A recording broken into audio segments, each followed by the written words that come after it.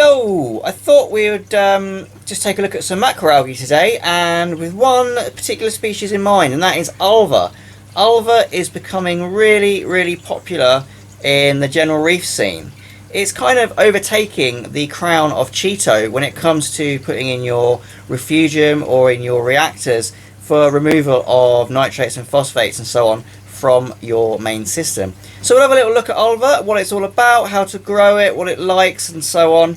Let's get started. So here's some ULVA. This is ULVA lactuca, really popular species. This is probably one of the most popular species and the one that I would totally recommend. There is another one doing the rounds which is intestinalis, ULVA intestinalis, and that is long and filamentous. It looks a bit like this prolifera, so that's kind of how you ID it. That's why it's called intestinalis, because obviously it looks like intestines.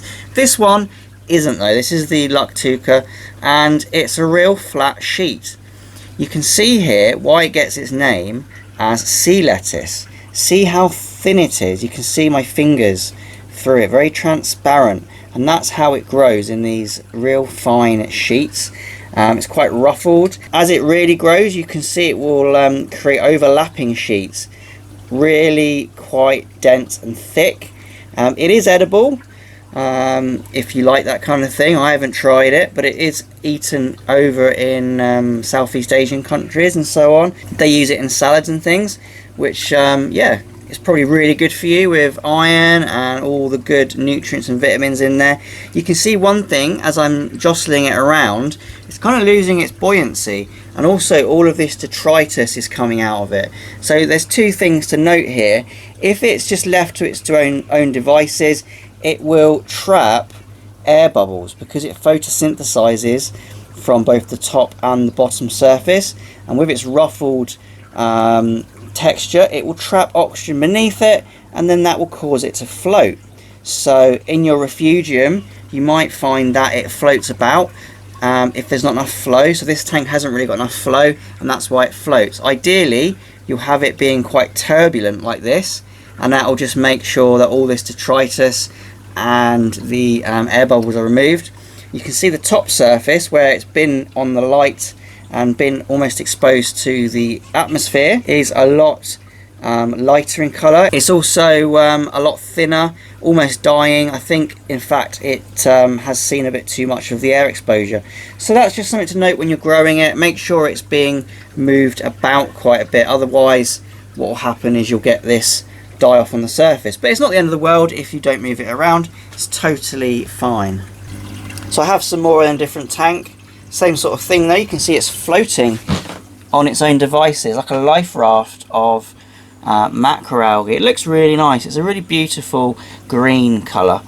This is quite common throughout the world actually. It's tolerant of lots of different temperatures.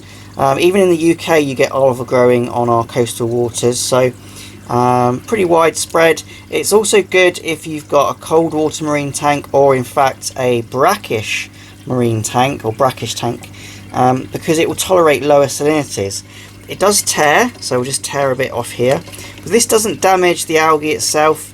You can tear bits off like that. So that now, if you put this into a different tank like a frag, that would grow on its own devices and it would create another massive lump of ULVA, so long as the environment's right for it. So other than adding it to your aquarium because it looks awesome as a macroalgae species in its own right, most people will be using ULVA for its nutrient export properties. ULVA grows insanely quickly. It probably grows faster than CHAETO in my experience, so long as it has all the right environmental properties. So using this to export nitrates and phosphates is incredibly viable, and you don't need a lot to start. And the good thing about ULVA is once you have lots of it, you can actually feed it straight to your main tank if you have tangs in there, or rabbit fish or herbivore fish which really like to eat that nori dried seaweed. Then ULVA is a real treat for them and can replace that dried seaweed quite easily. In terms of keeping ULVA alive, you have to realise that it is a living plant. You do need to provide it with the right environmental conditions. It will need a good light on it, not a massively expensive light, but a decent spectrum of light, so either freshwater plant spectrum or a marine spectrum light will be fine. Also, to keep it growing at its best, you're going to need to give it nutrients. Yeah, okay, you're adding it to remove nutrients, but it also needs nutrients to grow, especially iron. Iron is one of the main factors when it comes to green macroalgae like this. And a lot of the time, if you don't dose iron, what you'll find is that it will just go clear and this ulva will melt because it's really fast growing and it will suck out those nutrients incredibly quickly. So there we go, that's ulva. Really simple macroalgae. You only have to do a couple of things to keep it growing. Decent light and give it some iron every now and then, and you'll have a lovely luscious lump of ulva just like this. So thank you for watching. If you've enjoyed this video, please remember to subscribe and also like it, because I'm going to be doing more videos like this on different macroalgae species. Once again, thanks for watching and happy fish keeping.